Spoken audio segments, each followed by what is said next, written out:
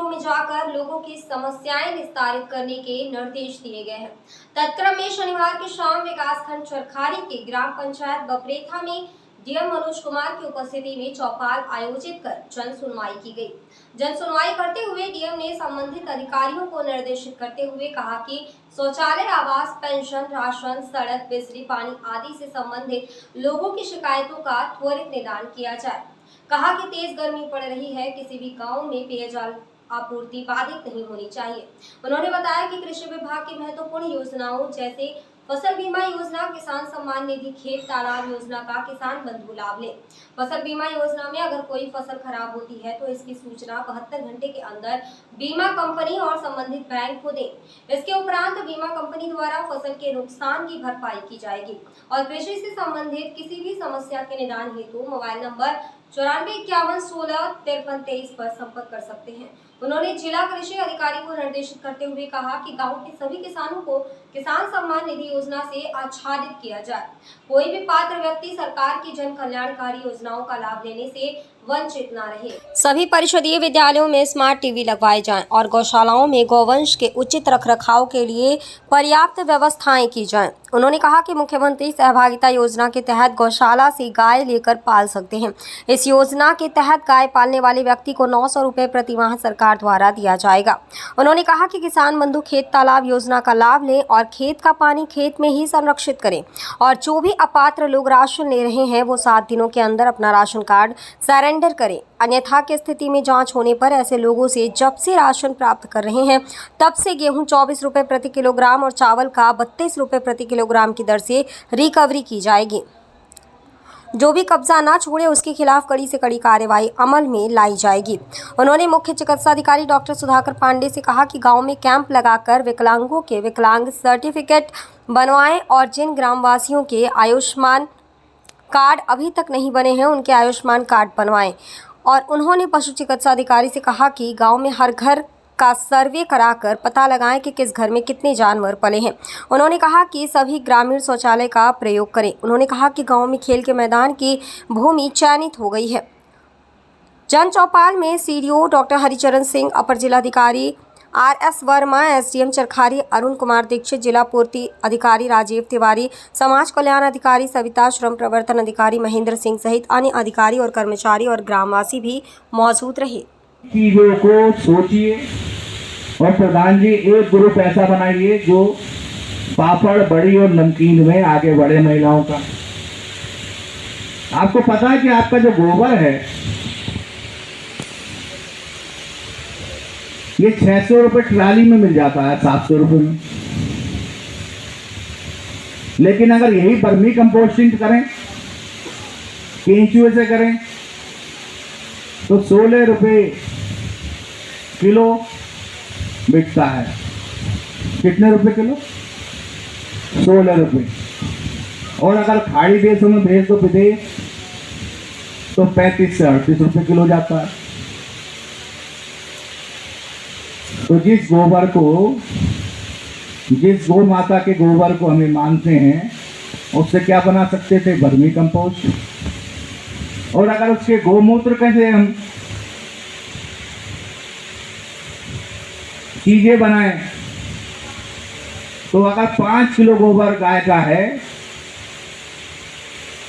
और 4 गाय हैं तो 20 किलो हो गया।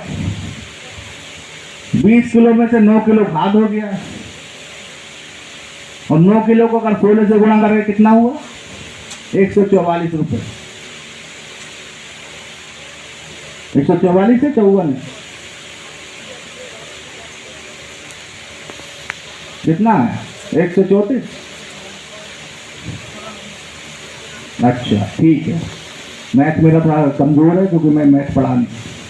तो 144 रुपये एक दिन में हो गया। महीने में 4200 रुपये।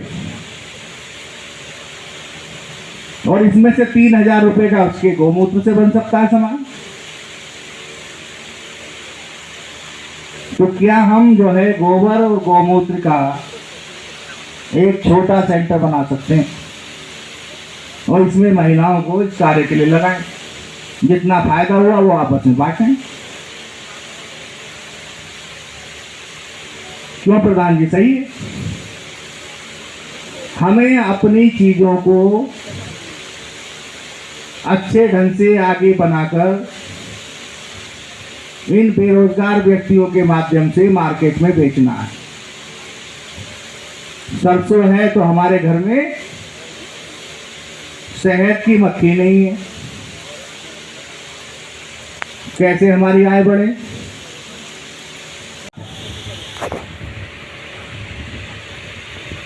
माननीय मुख्यमंत्री जी की ओर से एक बार, माननीय प्रधानमंत्री जी की ओर से एक बार, तो माननीय प्रधानमंत्री जी के लिए और माननीय मुख्यमंत्री जी योगी जी के लिए ताली बजाओ।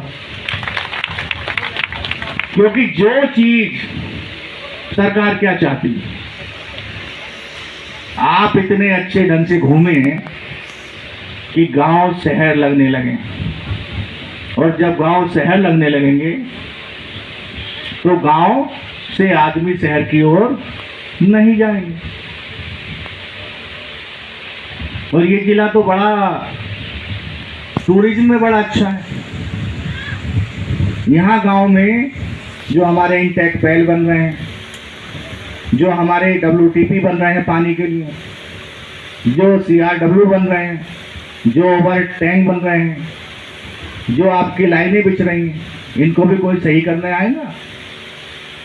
तो जो वैसे बेरोजगार हैं वो चाहते हैं कि इनकी ट्रेनिंग करें, क्योंकि हर गांव में 5-5, 6-6 आदमियों की जरूरत पड़ेगी पानी आने के बाद पानी को सही ढंग से पहुंचाने के लिए।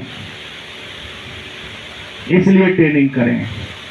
और यहाँ पर प्रधान जी उन सबका नाम लिखें। कोई अगर ब्यूटी पार्लर में ट्रेनिंग चाहता हो, कोई सैलून की ट्रेनिंग चाहता हो, कोई जो है प्लम्बर की ट्रेनिंग चाहता हो, कोई WTP में जो काम होता है उसकी ट्रेनिंग चाहता हो, इन सब की ट्रेनिंग हम लोग कराएंगे। यहाँ लिस्ट बना ले, फिर बताएंगे कब ट्रेनिंग होगी। कक्षा 8 पास करने के बाद आप टेक्निकल रूप से भी अच्छे बन सकते हैं। तो जो माँ बाप है वो ध्यान रखें, कक्षा 8 पास करने के बाद ITI कर लो 2 साल। क्या कर लो? ITI। और अगर ITI 2 साल की करी और हिंदी पास कर ली तो एक तो ITI की डिग्री मिलेगी और एक हाई स्कूल की मिलेगी। ITI पास करने के बाद अगर हिंदी भी पास कर लेते हैं तो आपको हाई स्कूल का भी सर्टिफिकेट मिलेगा। इस जिले में व्यवस्था नहीं है, दूसरे में व्यवस्था है कि अगर हाई स्कूल के बाद 2 साल का कोर्स और कर लेते हैं और हिंदी पास कर लेते हैं तो इंटर भी मिलेगा और ITI का दूसरा कोर्स भी मिलेगा। जब हम तरक्की कर रहे हैं तो तकनीकी आदमियों की आवश्यकता होगी, हर चीज में तकनीक होगी। टेलीविजन बढ़ रहे हैं तो टेलीविजन का मैकेनिक, AC बढ़ेंगे तो AC का मैकेनिक। जो चीज पब्लिक सोलर, आज हम ये बिजली लेते हैं, पता चला हमारा बिल ज्यादा आ रहा, सोलर का भी सस्ता हो गया तो हम ये लेंगे, सोलर वाली लगा लेंगे, ऊपर सोलर का टीवी लगा लेंगे, हमारे पास बिल ही नहीं आ रहा। तो सोलर के मैकेनिक की जरूरत पड़ेगी, सोलर के पैनल बेचने वाले की जरूरत पड़ेगी। और अगर हम मूंगफली का तेल निकालें, मूंग की दाल की नमकीन बनाएं, मटर की नमकीन बनाएं तो बेचने वालों को भी जरूरत पड़ेगी। तो जो चीज हमने 5,000 रुपये कुंटल बेची, मटर 4,000 रुपये बेच लिए, कुछ नमकीन बन के। कैसे हम गांव में सफाई बहुत अच्छी करें, कैसे गांव में हम रोजगार के माध्यम से रोजगार सृजन करें।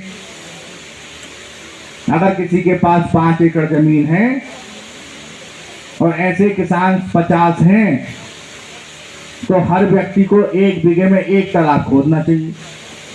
अगर 50 तालाब खोद ले और बरसात में घर में सोने की जगह निकल जाए और पानी से भर दे, तो जितने 50 तालाब होंगे वो जमीनों में तगड़ी नमी पैदा करते चले जाएंगे। और दूसरे साल जो जितना में पानी भरा है, जो 1 बीघे का नुकसान दिखाई दे रहा है, उससे ज़्यादा तो पानी आपको फसल की क्षमता बढ़ा देगा। बाघ, भगवान राम यहाँ कंदमूल खाते थे। क्या खाते थे? तो यहाँ की जमीन किसके लिए है? कंदमूल के लिए। यहाँ की जमीनें चावल पैदा करने के लिए नहीं है कि चावल में पानी भरें। तो जो कंदमूल का है वो है बाघ। आप जो है 5 बीघे 1 एकड़ में बाग लगाइए, कुछ हेक्टेयर में लगाइए मौसमी। मौसमी महोबा की बहुत मीठी है, मौसमी यहाँ पैदा होती है।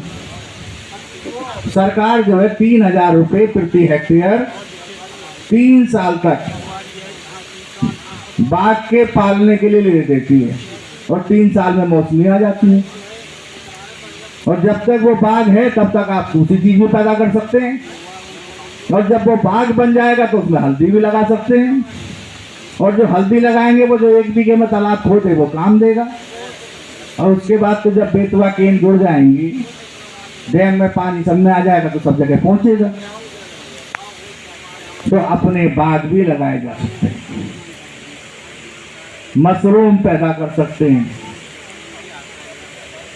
सरकार ने केसीसी की स्कीम चलाई है जिसको भूमिहीन है, और भूमिहीन कहता है मैं मछली पैदा करूंगा, मैं तो साहब पशु पालूंगा, उसको भी 2 लाख का केसीसी बनाने का नियम है, किसान क्रेडिट कार्ड। और कोई किसान ये कहता है मैं पशुपालन करूंगा और उसका 2 लाख का केसीसी है, तो वो अपना 1 लाख पशुपालन के लिए बढ़वा सकता है, 1 लाख मत्स्य पालन के लिए बढ़वा। अपडेट मीडिया के लिए महोबा से ब्यूरो रिपोर्ट।